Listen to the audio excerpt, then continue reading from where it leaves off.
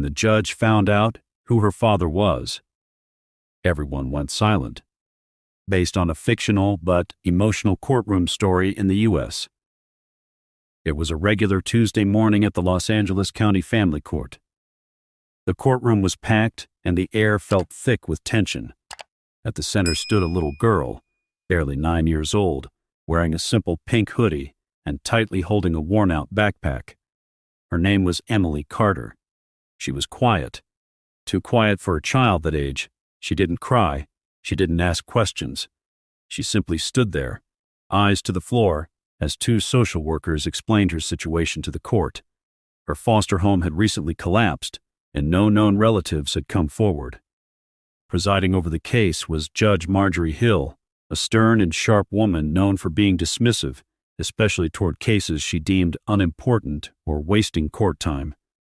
She looked over the files briefly, sighed heavily, and then turned toward Emily. Several people in the courtroom chuckled uncomfortably. But Emily didn't flinch. She quietly reached into her backpack and pulled out a folded letter. She walked slowly to the bench and held it up to the judge with trembling hands. Judge Hill rolled her eyes but took the letter. She unfolded it and started reading. Her face slowly changed. Her hand froze midair. The letter began. "My name is Emily Carter. My father is Commander Nathaniel Carter of the U.S. Navy SEALs. If you are reading this, he knows I'm here." Attached was a birth certificate bearing her father's name and a separate confidential document stamped with the U.S. Department of Defense seal and a top-secret classification. Judge Hill's mouth opened slightly, but no words came out. Then, the doors to the courtroom swung open. 3 men in dark suits entered, followed by a tall, square-jawed man in military uniform. His presence was commanding, his gaze sharp. It was Commander Nathaniel Carter. He walked past the stunned crowd and approached his daughter. Kneeling down, he opened his arms. "I'm here now, sweetheart. No one will hurt you again." Emily burst into tears and hugged him tightly. Then Commander Carter stood, looked straight at the judge, and said coldly, "You mocked my daughter in front of this courtroom. You dismissed her as if she was nothing. She is my world. You should be ashamed." Within a week, Judge Marjorie Hill was suspended pending investigation for misconduct and public humiliation of a minor. The story spread like wildfire across the U.S. media. The girl with the Navy SEAL father became a viral sensation, not because of drama, but because it reminded the country of a simple truth. You never know who someone truly is, and sometimes the quietest people carry the loudest truths. The courtroom falls silent. Judge Marjorie Hill still held the paper in her hand, but her face had turned pale. She looked at Emily again, no longer as a poor little girl, but now with unease, even fear. Just as she opened her mouth to say something, the heavy doors of the courtroom creaked open again. All eyes turned. 2 sharply dressed men in suits entered, scanning the room with military precision. Behind them came Commander Nathaniel Carter, still in uniform, the medals on his chest gleaming under the court lights. He walked tall, his face unreadable, but his eyes piercing. The audience gasped softly. Cameras clicked in the back row. The judge stood up instinctively. "Commander Carter, I wasn't aware," she stammered. He walked straight past her, ignoring everyone, until he reached his daughter. He knelt down to Emily's level. "I got your message, baby. I'm here now." Emily's tough exterior cracked. For the first time that day, she smiled, just a little. She threw her arms around his neck. The courtroom was completely silent. Even the stenographer had stopped typing. Commander Carter stood up, gently keeping his hand on Emily's shoulder. Then he looked at the judge with a gaze that could pierce steel. "I entrusted the state to protect my daughter while I was deployed overseas. Instead, she was mocked, publicly humiliated, by you." Judge Hill tried to speak but was cut off by one of the men in suits. He stepped forward and presented her with a sealed envelope. By order of the Judicial Oversight Committee, he said, "You are suspended pending a full review." The entire courtroom erupted into whispers. Journalists rushed out to break the story. A nation reacts. That night, the story exploded across every media outlet. Little girl mocked in courtroom, was daughter of Navy SEAL commander. Judge suspended after disrespecting military family's child. Americans from coast to coast reacted with anger, compassion, and support. Emily's story was shared millions of times online, and the phrase, "You never know who someone truly is," became a national reminder against judgment and bias. A week later, Emily appeared with her father on a special televised interview. Sitting quietly on his lap, she said one sentence that moved the nation. "I didn't say anything in court, because my dad taught me strong people don't have to shout." Commander Carter wrapped his arm around her, eyes glistening. The crowd applauded. Emily's new life. Emily moved with her father to Virginia, where he was stationed. For the first time in years, she had her own room, warm meals, and most importantly, peace. At school, some kids recognized her from the news. Some admired her. Some were jealous. But Emily never bragged. She studied hard, treated everyone kindly, and won their respect over time. At night, when she couldn't sleep, her dad sat beside her and told her stories of strength and resilience. "You're stronger than you know," he'd whisper, "and I'll always be here." A voice for the voiceless. At age 14, Emily founded the Silent Voices Foundation, helping kids like her who had been neglected or silenced by the system. She spoke at schools, forums, and legal conferences. Wherever she went, people listened, not because she was loud, but because her words had weight. "They didn't hear me in court," she once said, "but I will never be silent again." By 19, Emily was accepted into law school. She chose to specialize in child advocacy law.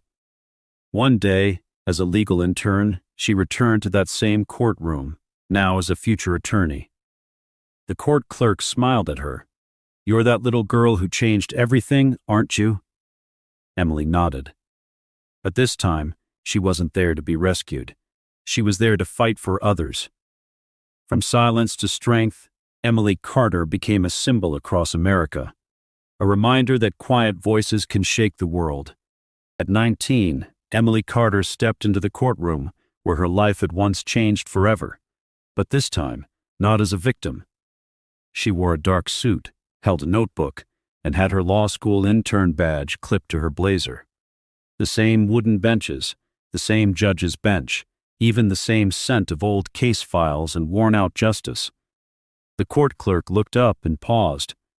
"You're the girl from 10 years ago, aren't you?" Emily gave a slight smile. "Yes, but now I'm here to speak for those who still can't." She didn't say more. She didn't need to. She walked to the gallery and sat, her eyes watching every word, every detail. She was studying the system, not to be inside it, but to make it better. Emily's name had once gone viral, but now it stood for something more. Across the country, Emily Carter became synonymous with quiet power, integrity, and transformation. The Silent Voices Foundation continued to grow. Branches opened in New York, Chicago, and Dallas. By the time she was 22, Emily had spoken before Congress twice, once for child protection funding, once for judicial reform. She was no longer the scared little girl in pink. Now she was a fierce young woman in black, holding systems accountable. The trial that tested her. At 24, Emily passed the bar exam. Her first big case was personal. A young girl named Ava, age 10, placed in a dangerous foster home and silenced by bureaucracy. The judge overseeing the case? A former colleague of Marjorie Hill, the same judge who once mocked Emily. Tension filled the courtroom when Emily rose to speak. "This court failed Ava once. It won't happen again." She presented every detail with precision, passion, and calm fire. By the end, the judge ordered an emergency placement and opened an inquiry into the foster system itself. The media headline the next day: Emily Carter wins justice for another girl the system ignored. A year later, Emily received a letter. It was from Marjorie Hill, the former judge who had been removed from the bench years ago. Now in her 70s, Hill asked for a meeting. Emily hesitated, but agreed. They met in a quiet garden behind a courthouse. Marjorie looked older, more fragile, but her eyes were sincere. "I came to say I was wrong," she said softly. "I judged you because I saw a quiet girl and thought that meant weak. I never imagined you'd become the woman the whole country listens to." Emily nodded, her voice calm. "I forgive you, but I didn't do all this to prove you wrong. I did it so no child would have to prove they deserve respect." They parted with a handshake, not of enemies, but of generations changed by truth. Building a legacy. Emily wasn't interested in politics, but she believed in policy. By 27, she had co-authored legislation protecting children from unregulated foster placements, mandating trauma training for all family court judges. She was invited to teach part-time at her former law school, not as a professor, but as a living case study in perseverance. Students packed the lecture halls when she spoke. She didn't just teach law, she taught empathy, restraint, and resilience. One day, a student asked, "How did you stay quiet when that judge humiliated you?" Emily replied, "Because I knew silence was temporary. Justice isn't loud, it's deliberate." The girl who changed the court. At 29, Emily stood before the Supreme Court of California, arguing her biggest case yet: the systemic neglect of children with disabilities in foster care. She stood not as a girl once mocked, but as a national leader in child advocacy law. When she spoke, the justices listened, not just to her legal logic, but to the weight of her personal experience. She ended her argument with one simple sentence: "Your Honor, if the system had listened sooner, I wouldn't be here today. But because it didn't, I am." The court ruled unanimously in her favor. A symbol, not a shadow. Now in her 30s, Emily Carter remained humble. She declined TV deals, book contracts, and political endorsements. She still walked to work, still read bedtime stories to kids in shelters, still answered emails from struggling teens. She wasn't chasing fame. She was chasing healing, for others and for herself. On the 10th anniversary of the courtroom moment that changed her life, Emily returned once again.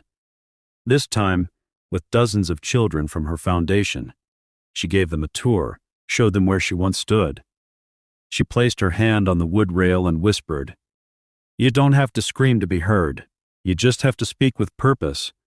One of the children, a boy no older than she once was, looked up and asked, "Miss Carter, you still get nervous?" Emily smiled. "Every day. But I speak anyway." And the courtroom, once a place of fear, became her sanctuary of truth. Global echoes. By her early 30s, Emily's influence began reaching far beyond American borders. International NGOs invited her to speak about child justice and trauma recovery. She visited schools in rural Kenya, courts in the UK, and women's shelters in Eastern Europe. In one summit in Geneva, after presenting data on emotional damage caused by systemic neglect, she received a standing ovation from world leaders. But she never let the stage distract her from the mission. As she said in one interview, "Every time someone claps, I think of the child who's still waiting in silence." A life outside headlines. Despite her rising fame, Emily protected her personal life fiercely. She never shared much. Only once, when she announced she'd gotten married in a small private ceremony to a man named Daniel Reyes, a pediatric therapist she met while working on trauma education for foster families. They shared a quiet life in Virginia. No paparazzi, no red carpets, just a garden, bookshelves, and 2 cats named Justice and Mercy. Daniel never tried to fix her past. He simply made space for her healing to continue. They supported each other, not as perfect people, but as peaceful partners. The child she never expected. At 34, Emily and Daniel adopted a child, a 6-year-old boy named Isaac, who reminded her painfully of herself. Isaac didn't speak for the first 3 months. He just watched, drew pictures, flinched at sudden sounds. Emily didn't push him. She simply sat beside him every night and said, "You don't have to talk. Just know I'm here." One rainy evening, he tugged her sleeve and whispered, "Thank you." It broke her heart and mended it all at once. From that day on, Isaac slowly bloomed, not into someone new, but into someone safe. Full circle, again. Emily brought Isaac to the same courthouse on his 10th birthday. She showed him the bench where she once stood, the seat where her father once sat beside her, the window where the sun had poured in that day. He looked around quietly. "Were you scared here?" She nodded. "Yes, but I wasn't alone, and neither are you." They stood in silence. Then Isaac pulled a folded piece of paper from his pocket, a drawing of their family. He'd drawn himself holding hands with Emily and Daniel in front of a big heart. She framed it on her office wall, the book she didn't want to write. Emily had always said she'd never write a memoir. "I'm not finished yet," she'd joke, "and I don't want to sound like a saint." But eventually, she realized, her story wasn't about perfection, it was about truth. At 37, she published Silent Strength, the story of a girl who wasn't heard and spoke anyway. It wasn't flashy, no big launch parties. But within weeks, it hit bestseller lists. Survivors, lawyers, social workers, and everyday parents wrote her letters saying, "This book helped me heal. Now I understand my daughter better. I gave it to a judge in my town. Everything changed." The next generation. Emily didn't want statues. She wanted successors. She created a scholarship program for students from the foster system to attend law school. She mentored dozens personally, young women who reminded her of her own 9-year-old self. One intern named Janelle stood out. She was fierce, brilliant, and unafraid to challenge authority. One day, after Emily corrected her courtroom argument draft, Janelle smirked and said, "You're getting soft, Ms. Carter." Emily smiled. "Good. That means you're getting strong." Years later, Janelle would become a federal judge. She kept a photo of herself and Emily in her chambers, saying goodbye to the courtroom. At 42, after over 2 decades of service, Emily announced she was retiring from litigation. She didn't leave law. She left the courtroom. "I've spent enough time convincing people that children matter. Now I want to build the world where they already do." She focused on policy, education, and healing. But her last case, defending a 14-year-old immigrant girl detained without legal counsel, ended in a courtroom standing ovation. Even the judge wiped away tears. As Emily packed up her bag for the final time, she turned to the young girl and whispered, "You were heard." The legacy of Emily Carter. By 50, Emily Carter had no desire to be remembered as a hero, only as someone who refused to give up. She lived quietly with Daniel and Isaac in a house full of books and laughter. She kept teaching, kept writing, kept showing up when no one else would. When reporters asked how she wanted to be remembered, she said, "As the girl in the pink hoodie who chose to listen, then speak, and never stopped speaking." Her portrait hangs today in dozens of courthouses, not as a decoration, but as a reminder. Silence is not weakness. It's the space where strength begins.